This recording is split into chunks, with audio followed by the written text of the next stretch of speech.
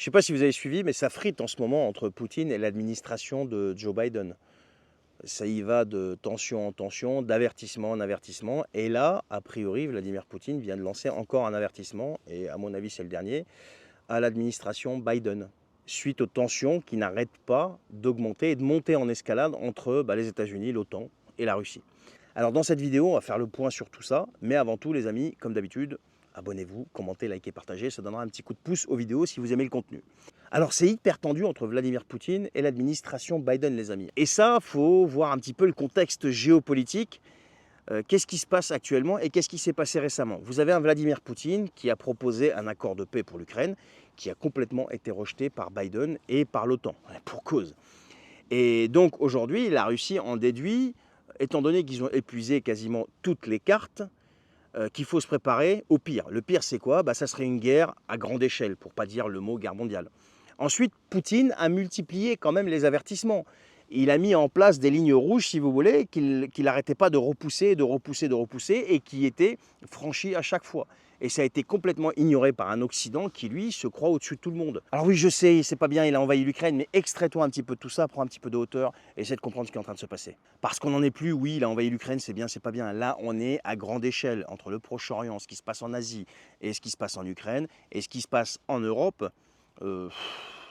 Sors un peu des élections et tu vas y voir clair. Et donc, étant donné qu'ils ont franchi toutes ces lignes rouges, eh bien, Poutine n'arrête pas de former, de tisser des alliances. Et là, la dernière, avec la Corée du Nord, et le Vietnam. Alors, la Chine, la Corée, le Vietnam, etc., etc. Donc, je te laisse imaginer le reste des BRICS. Tout ça, ça ne prend pas ses racines là, maintenant, dans l'histoire du conflit en Ukraine. Il y a quand même un historique à tout ça. Poutine, lui, il est arrivé en Russie en 1999-2000, un truc comme ça. Il a repris un pays qui était complètement par terre, mais par terre. Et il paraît même que la CIA avait un bureau au Kremlin à l'époque de Yeltsin. Vous savez, Yeltsin, l'alcoolo. Et donc, depuis qu'il est arrivé en 1999-2000 au pouvoir, donc il était Premier ministre et après il est devenu président, il a repris les choses en main, il a mis un stop à tout ça. Eh bien, ça n'a pas plu aux États-Unis, et à côté de ça, aujourd'hui, il a une espèce d'amertume, je pense, parce que il se dit que vous, depuis 1999, vous êtes intervenu en Serbie. Vous avez fait des milliers et des milliers de morts. En Irak, en Libye, et j'en passe et des pires.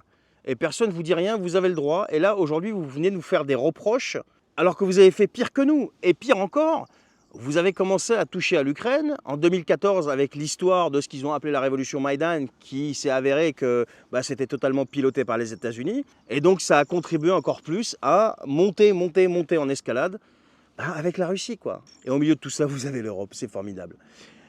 Et là, récemment, l'administration Biden, qu'est-ce qu'elle a fait? Eh bien, elle a autorisé l'Ukraine à utiliser des armes américaines pour frapper la Russie, frapper le sol russe, ce qui a provoqué encore plus de tensions. Et regardez, pas plus tard qu'hier, je crois, en Crimée, ce qui s'est passé. Mais avant ça, la Russie a réagi. Elle a envoyé quoi? Ses navires de guerre près des côtes américaines. Je crois que c'était à 150 km de la Floride, un truc comme ça.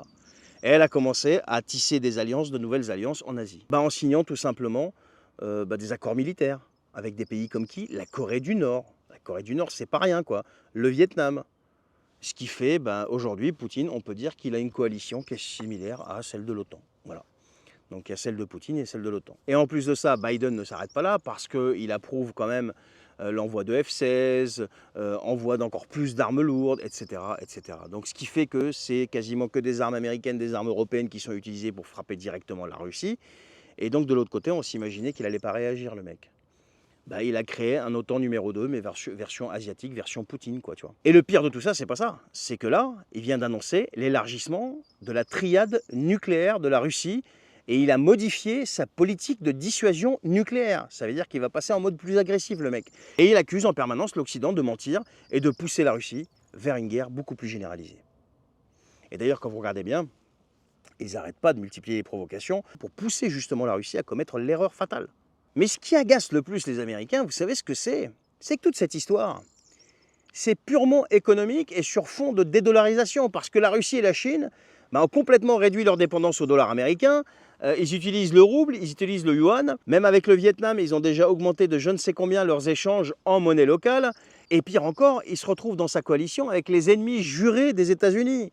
L'Iran, la Syrie, le Venezuela et Cuba. Donc vous voyez ce qui est en train de se passer, toutes ces alliances tissées, C'est pas rien. On est loin des élections législatives en France et de l'article 16. Là, on est sur quelque chose de beaucoup plus grandiose. Et je ne vous parle même pas dans cette vidéo de ce qui se passe au Proche-Orient. Parce que le Proche-Orient, là, on est à 2 doigts, mais même pas à 2 doigts, à un cheveu de l'embrasement généralisé.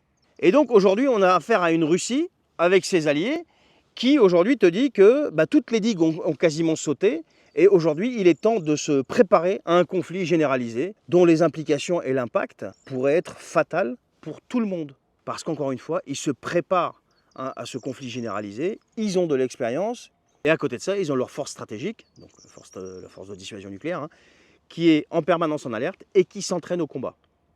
Alors, oui, ça arrivera pas, ça arrivera, j'en sais rien, t'es pas devin, t'es pas Nostradamus, t'es pas qui que ce soit, on ne sait pas ce qui peut se passer. Le problème, c'est qu'on a affaire à des dirigeants, quand on les écoute, on a l'impression, si tu veux, qu'ils veulent ça.